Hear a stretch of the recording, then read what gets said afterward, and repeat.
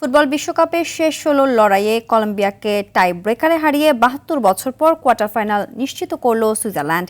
নির্ধারিত সময়ে গোলশূন্য সমতায় থাকায় ম্যাচ গড়ায় রুদ্ধশ্বাস টাই ব্রেকারে।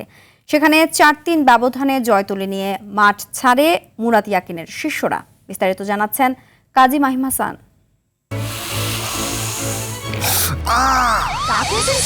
সেন্সিটিভিটি আমার নাই, আছে হোয়াইট প্লাস প্রো সেন্সিটিভ।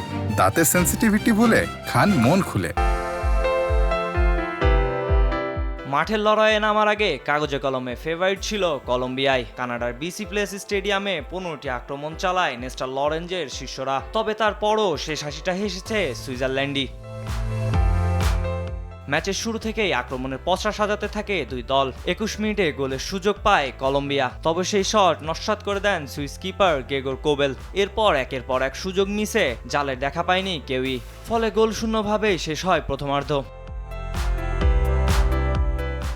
বিরতি থেকে ফিরে আক্রমণের ধার বাড়ায় দুই দল, তবে নির্ধারিত ৯০ মিনিটে একের পর এক আক্রমণের পরও ডেডলক ভাঙতে পারেনি কেউই, ফলে ম্যাচ গড়ায় অতিরিক্ত সময়ে।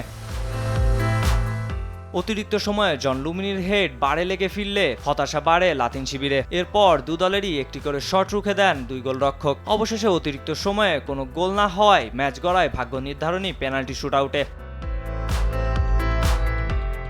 আর সেখানেই মঞ্চস্থ হয় আসল নাটক। কলম্বিয়ার ডেভিনসন সানচেজের শট ক্রসবারে লেগে ফিরে। এরপর দুদলই একটি করে শট মিসের পর শেষ পেনাল্টিতে কোনো ভুল করেননি সুইজারল্যান্ডের রুবিন ভার্গস।